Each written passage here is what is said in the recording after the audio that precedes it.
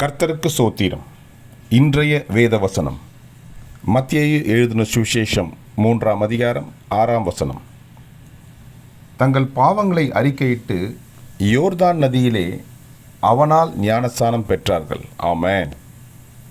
மத்தேயு எழுதின சுவிசேஷம் 3ஆம் அதிகாரம் 6ஆம் வசனம். தங்கள் பாவங்களை அறிக்கையிட்டு யோர்தான் நதியிலே அவனால் ஞானஸ்நானம் பெற்றார்கள். ஆமென். மத்தேயு 3:6. கர்த்தர் உங்களை ஆசீர்வதிப்பாராக, உங்களோடு கூட இருப்பாராக. ஆமென்.